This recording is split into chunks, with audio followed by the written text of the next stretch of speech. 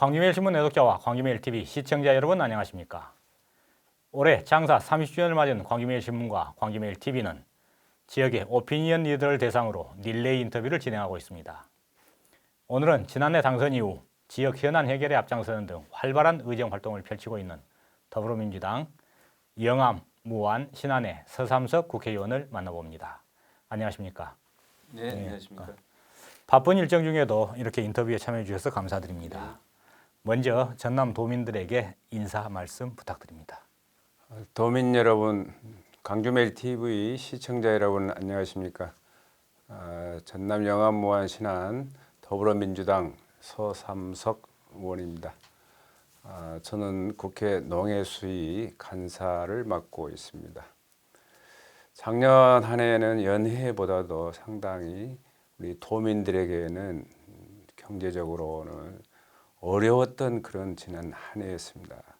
또 그 와중에 특히 코로나19가 종식되지 않은 관계로 우리 농민들, 어민들, 또 축산인들, 임업인들에게는 타 산업에 종사하는 어느 국민들보다도 상대적으로 힘들었던 한 해였습니다.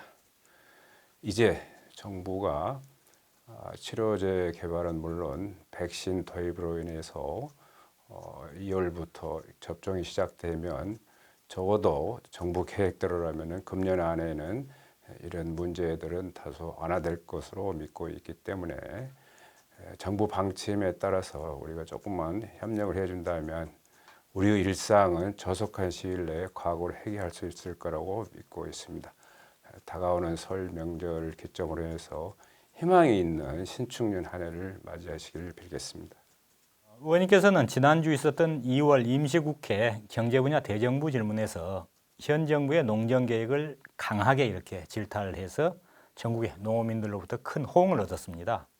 의원 입장에서 본 현 농정의 문제점 무엇이 있는가요? 대한민국의 농업은 역대 어느 정부를 막론하고 어떠한 산업보다도 역사적으로 시간상으로 상당히 앞서 있는 산업입니다. 다시 말씀드리면 농업의 역사가 5,000년입니다. 그럼에도 불구하고 어느 정부도 농업을 역사성 있는 만큼 궤도에 올려놓은 정부는 없었습니다. 문재인 정부에 들어와서도 역대 정부 못지않게 예산을 지원하고 또 농업의 활성화를 위해서 많은 정책들을 펴왔던 것은 사실입니다만 타 산업에 비해서 그 벌어졌던 그런 간극은 좁혀내지 못했다. 저는 그런 것을 제가 이렇게 지적을 해왔었는데 그 중에서 가장 중요한 것은 그렇게 해놓고도 그런 책임을 져야 할 위치에 있는 당국자들이 책임의식을 느끼지 못하고 있는 그 자체가 나는 더 큰 문제라고 생각한다는 것을 제가 큰 틀에서는 지적을 했습니다. 그리고 그 세부적으로 들여다보면은 문제점들이 많이 있습니다. 물론 법적으로 생산비 등이 보장되지 않기 때문에 공산품을 생산해내는 그런 산업에 비해서 현저히 경쟁력이 떨어질 수밖에 없지만 구조적으로 들여다보면은 우리나라의 그 농민들이 경작하고 있는 2헥타르 미만의 경작을 하는 농민들을 소농이라고 하는데 이런 관행적인 소농들을 어떻게 활성화시킬 것인가는 역대 어느 정부도 뒷전이었고 문재인 정부도 마찬가지였습니다. 이런 소농들을 활성화시킬 수 있는 그런 정책들을 꾸준히 추진해 왔었다라면은 지금과 같은 그런 피폐한 농업 또 떠나는 그런 농촌들이 저는 이렇게 없었을 것이라는 그런 것도 지적을 했었고 또 그 연장선상에서 코로나19 발생 현황만 놓고 보더라도 80% 이상이 과밀화된 수도권에서 환자들이 발생했습니다. 그리고 또 대도시에서 발생했습니다. 이런 것만 보더라도 소농이 활성화됐으면 농업이 피폐되지 않았으면 농촌이 타산업보다도 경쟁력이 있었다라면은 이런 감염병에 있어서도 훨씬 더 그 피해를 최소화할 수 있었을 텐데 하는 그런 아쉬움이 있습니다. 차제의 정부는 이런 것을 감안해 가지고 소농을 활성화시키는 그런 획기적인 그 농업 정책을 펴야 된다라는 것을 제가 좀 강조를 좀 했습니다. 통상 집권 여당 국회의원은 정부 비판에서 이렇게 두루뭉실하게 하는 경향이 좀 있었습니다. 그런데 서 의원은 집권 여당인 더불어민주당 소속 국회의원인데다가 국회 농림위원회 여당 간사임에도 현 정부 농정에 대해서 매우 강하게 이렇게 비판을 하셨거든요. 특별한 이유가 좀 있습니까? 세계적으로 코로나19 팬데믹 이후에 선진국들은 나름대로 자국을 국민들을 보호하기 위해서 산업을 보호하기 위해서 여러 가지 그런 정책들을 펴왔습니다. 우리나라도 마찬가지로 코로나19 발생 이후에 어떻게 국민들을 안심시키고 산업을 안정적으로 이끌어갈 것인가에 대해서 나름대로 뭐 정부 차원에서 계획을 수립해서 추진하고 있지만 또 거기에서도 이렇게 농수축 산림업만큼은 가시적으로 드러나는 것들이 없습니다. 식량 산업이 안보 산업이라고 하는데 농업이 생명 산업이라고 하는데 그러면 뭐 1차, 2차, 3차, 4차, 5차, 6차 모든 산업을 총망라해서라도 가장 기본이 되고 핵심이 되고 중요성 있는 산업이 저는 농업이라고 생각하는데 코로나19 위기 이후에 우리가 그 직면하고 있음에도 불구하고 이 식량 위기를 어떻게 돌파해낼 것인가에 대한 그런 정부 새로운 그런 정책, 그런 각오 이런 것들이 보이지 않기 때문에 제가 그걸 강조한 겁니다. 뭐 저라고 그래서 정부가 하는 일에 대해서 비판만 하겠습니까? 국가적인 전체적인 그런 차원에서 생각하다 보니까 그걸 제가 좀 지적을 좀 심하게 한 것은 그런 사실입니다. 그래서 저는 그 심지어 일상적으로 이렇게 펴온 그런 정책 갖고는 안 되고 정말 농업이 안보 산업이고 생명 산업이라면 대통령 직속으로 두어서 식량 문제 또 인구 소멸 문제 이런 것들을 다룰 수 있는 식량 위기 관리 특별위원회를 이렇게 두어서라도 대통령이 직접 관장하지 않으면 위기에 봉착한 식량 문제 또 위기에 처해 있는 그 인구 소멸 그 따르는 그 지역 소멸의 문제를 해결하기가 쉽지 않다라는 것을 제가 좀 강력히 주장하다 보니까 아마 그런 지적을 좀 받았던 것 같습니다. 예. 다음은 지역의 현안에 대해서 한 말씀 좀 여쭤보겠습니다. 광주시와 전남도가 군공항 이전 문제에 대한 해법을 전혀 찾지 못하고 있습니다.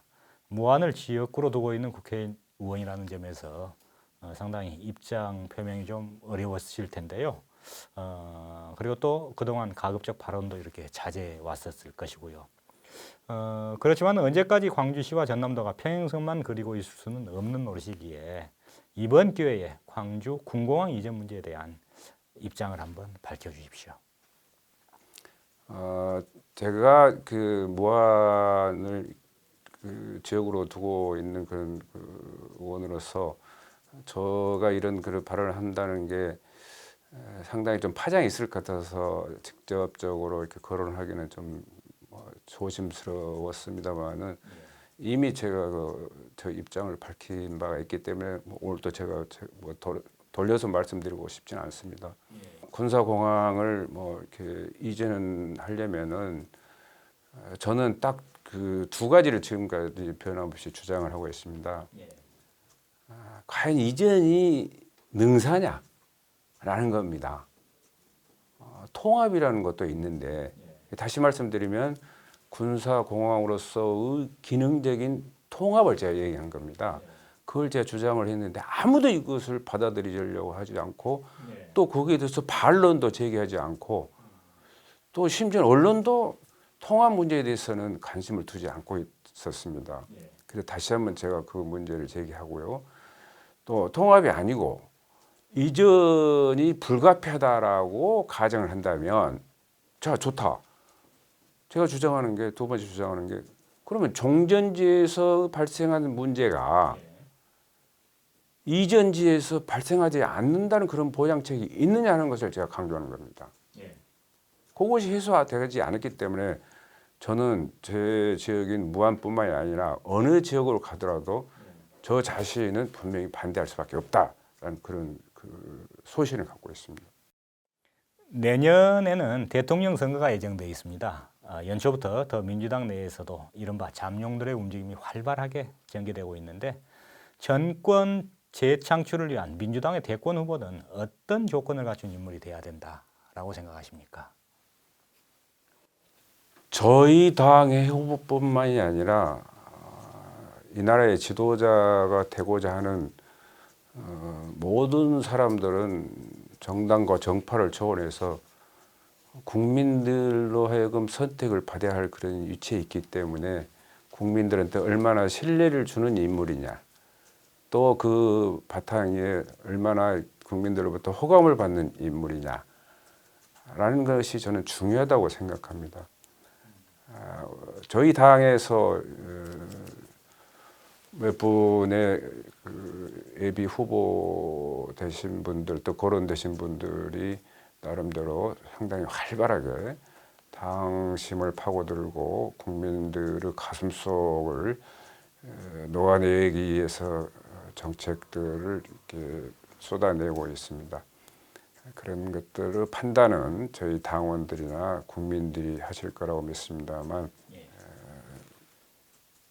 그 당선 가능한 사람이 누구냐가 선택의 어떤 그런 그 초점도 되겠지만, 당선 이후에 누가 이 나라를 잘 이끌어 갈 수 있을 것이냐라는 그런 판단을 하는 것도 좀 나쁘지 않겠다. 저는 그런 생각을 갖고, 또 정치는 모름지기 공정하고 청렴해야 한다는 그런 다산 선생께서 하신 그런 말씀을 어떤 후보가 잘 실천할 수 있을 것이냐, 또 전통적으로 우리 당의 정강과 정책을 충실히 국민 앞에 구현해낼 수 있는 인물이 누구냐 하는 분들이 저는 선택될 거라고 믿기 때문에 지금 시점에서 뭐 어느 분이 될 것이다, 될 수 있을 것이다라는 것은 조금 시기적으로 빠르지 않냐 그런 생각을 갖고 있고, 저도 여의도에 한 일원이 있지만 당원의 입장에서 국민의 한 사람으로서 현재는 지켜보고 있다는 말씀을 드리겠습니다. 개인적으로 올해 의정 활동 방향과 계획도 궁금합니다. 저는 뼛속 깊이 농업에 대한 그런 고민, 섬 사람들이 겪고 있는 고충을 어떻게 해결할 것인가 하는 것에 대해서 한시도 잊어본 적이 없습니다. 농업도 마찬가지고 어업도 마찬가지입니다. 종사하는 인력 자체가 지금 줄어들고 있습니다. 다시 말씀드리면은 모두에 말씀드렸던 것처럼 인구 소멸로 인해서 지역 소멸 위기가 상당히 심각하게 지금 대두되고 있습니다. 소멸론이 대두되는 인구 문제, 지역 문제를 어떻게 법제화해서 이것을 좀 막아낼 것인가라는 것에 대해서 제가 이미 21대 국회에 들어와서 작년 6월 1일자로 1호 법안, 인구 소멸 위기 지역 지원에 관한 특별 법안을 이미 발의를 해놓은 상태입니다. 동료 의원들을 설득해서 정부를 설득해서 이 법이 꼭 통과될 수 있도록 할 것이고, 또 20대 도전했다가 이루지 못했던 것 중에 하나가 모든 생산품은 생산비가 보장되는 가격이 정해져 있습니다. 싹은 비싼 거는. 그런데 유일하게 우리 1차 산업에서 생산되고 있는 그 중에서도 특히 그 농산물만큼은 그런 가격들이 공산품에 비해서 이렇게 보장이 안 돼 있습니다. 그래서 이것도 농안법을 제가 다시 재발의를 했습니다. 그래가지고 농민들도 지금 현재 기본소득은 보장되지 않았고 또 뭐 월급 제도가 이렇게 받아들이진 않았지만 적어도 이렇게 농민들이 생산해낸 농산물만큼은 생산비만큼은 보장받을 수 있는 그런 농안법을 반드시 통과시켜내겠다라는 그런 말씀을 드리고, 그 특히 섬 주민들 그 교통 이동권을, 그 복수 이동권을 좀 확보해 내려고 하는데, 쉽게 말씀드리면은 지금 봉착되고 있는 흑산공항 그 저속 추진 문제랄지 이런 것들을 잘 좀 정부를 좀 설득해서 섬에 살고 있는 주민들도 대한민국 국민으로서 자부심을 가질 수 있게끔 행복 추구권은 뭐 이렇게 고사 자체하고라도 평등권만큼은 꼭 보장해 줘야겠다는 그런 생각들 갖고 있고 예. 누구보다도 가장 열악한 환경에 처해 있는 농어촌 여성들을 권익 신장을 위해서 좀 더 신경을 쓸 그런 계획을 갖고 있습니다. 끝으로 올해 창사 30주년을 맞이한 광주매일신문과 독자들에게 한 말씀 부탁드립니다. 지역사회를 리드하고 있는 광주매일신문 창사 30주년을 독자의 한 사람으로서 진심으로 축하드립니다. 저도 지역 주민들과 약속했던 그런 사항들을 하나하나 차근차근 추진해 가면서 우리 지역 주민들의 삶이 나아질 수 있도록 열심히 노력을 하고 특히 정부와 함께 코로나를 종식해서 잃어버린 우리의 일상을 과거로 돌리고 또 그 속도를 줄여나가는데 최선을 다하도록 하겠습니다. 지금까지 서삼석 국회의원으로부터 의정활동 전반과 향후 활동 계획 등에 대해서 들어봤습니다. 그동안의 경륜과 열정을 토대로 앞으로 지역 발전을 위한 활발한 의정활동을 기대하겠습니다. 감사합니다.